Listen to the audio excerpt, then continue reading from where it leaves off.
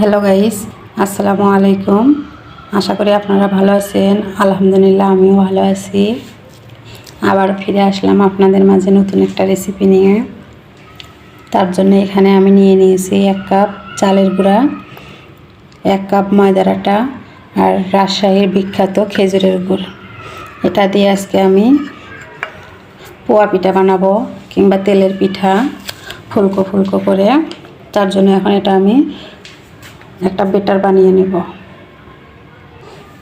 বেটারটা বানানোর জন্য আমি গুড়টা ছোট ছোট করেছি এবং তার জন্য হালকা কুসুম গরম পানি নিয়েছি। এটা দিয়ে এখন বেটারটা বানিয়ে নেব।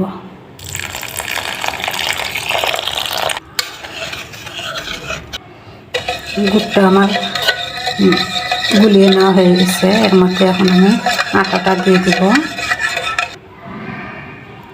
আগে চালের গুঁড়িটা দিয়ে নিলাম,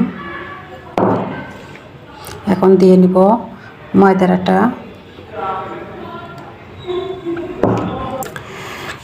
বেটারটা আমার বানানো হয়ে গেছে। এখন এর মধ্যে দিয়ে দিব সামান্য পরিমাণ কালো জিরে আর জিরে।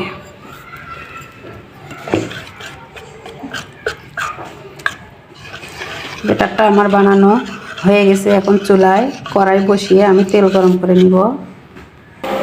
চুলায় আমি কড়াই বসিয়ে তেল গরম করে নিয়েছি। এখন এখানে আমার বেটারটা দিয়ে দিব।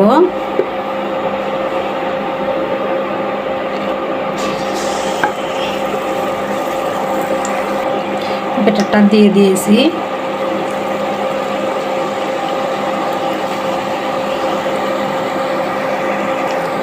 বন্ধুরা দেখেন কত সুন্দর ফুলকো ফুলকো হচ্ছে। এখন এটা আমি উল্টিয়ে দিব।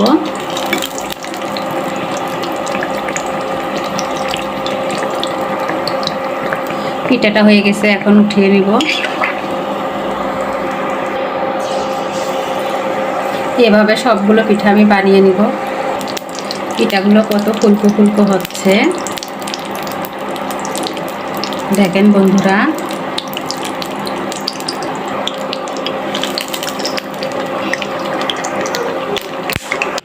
পিঠাগুলো বানিয়ে নেওয়া হয়ে গেছে। রাজশাহীর বিখ্যাত খেজুরের গুড়ের পিঠা। বন্ধুরা কীরকম হয়েছে কমেন্টে জানিয়ে দিবেন।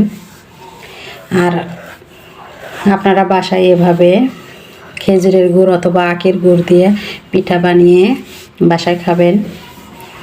আর আমার ভিডিওটা যদি ভালো লাগে তাহলে একটা লাইক কমেন্ট শেয়ার করে দিবেন। দেখেন কতটা সফট হয়েছে। শুকনো আটার দিয়ে, চালের গুঁড়িটি শুকনো ছিল আর ময়দার গুঁড়ি দিয়েছি, এই জন্য অনেক নরম তুলতুলে হয়েছে। যে কোনো মেহমান আসলে বাসায় এটা বানিয়ে খাওয়ানো যায়। শীতকালে এই খেজুরের গুড়ের পিঠাটি অনেক ভালো লাগে, তাই আমি এটা বানিয়ে নিলাম।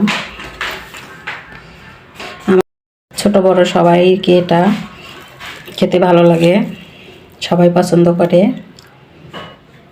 আমার ভিডিওটা যদি ভালো লাগে তাহলে আপনারা সাবস্ক্রাইব করে বেল বাটনে ক্লিক করে দিবেন। খুদা হাফেজ।